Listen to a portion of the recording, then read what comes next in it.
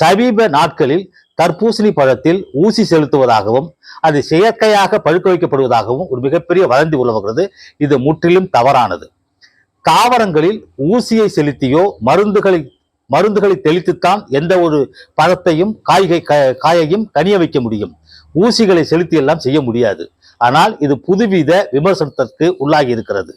இது குறித்து பல்வேறு தரப்புகள் பல பிரச்சனைகள் இருந்தாலும் கூட ஒரு குறிப்பிட்ட எந்த ஒரு வேளாண் விளைபொருள்களையும் விவசாயிகள் உற்பத்தி செய்கிற போது சேவை நோக்கத்தோடு தான் செயல்படுத்துகிறோம், உற்பத்தி செய்கிறோம். இது லாப நோக்கத்தோடு செய்வது கிடையாது. வாங்கி விற்பவர்கள் அதிக வருமானத்திற்காகவும் குறுகிய காலத்தில் விற்பனை ஆவதற்காகவும் வேண்டுமானால் இது போன்ற காரியங்களை செய்யலாம். ஆனால் விவசாயிகள் செல்வது என்பது ஏற்புடையதல்ல. குறிப்பாக கறிக்கோழிக்கு வளர்க்கப்படுகிற கோழிகளுக்கு வேண்டுமானால் ஊசி போடலாம்.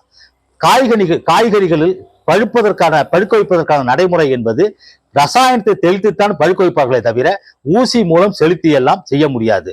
தர்பூசணி இயற்கையாகவே மதிப்பு கூட்டப்பட்ட பொருளாக இருந்தாலும் கூட தற்போது இருக்கக்கூடிய வீரிய ரக தர்பூசணிகள் அனைத்துமே சிவப்பு நிறமாக காட்சியளிக்கிறது. இது ஆடையில் ஒட்டினால் கூட, அந்த சாறு ஒட்டினால் கூட கரை ஏற்படும். இதை வைத்து இது ஊசியை போட்டு பழுக்க வைக்கிறது என்பது ஏற்புடையதல்ல.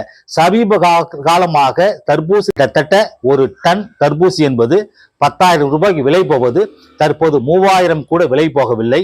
அது மட்டுமல்ல, சில்லறை விற்பனையில் தெருக்களிலே விற்பனை செய்யக்கூடிய வியாபாரிகள் மூலம் விரும்பி நுகர்வோர் வாங்காத நிலையில் தர்பூசணி எல்லாம் வீணாகி கொண்டிருக்கிறது. இது ஒரு மிகப்பெரிய மரணடியாக கருதுகிறோம். எதிர்காலத்தில் இது போன்ற வதந்திகளை பரப்புவதை நிறுத்திக் கொள்ள வேண்டும், தடை செய்ய வேண்டும். விவசாயியுடைய வாழ்வாதாரம் பாதுகாக்கப்பட வேண்டும்.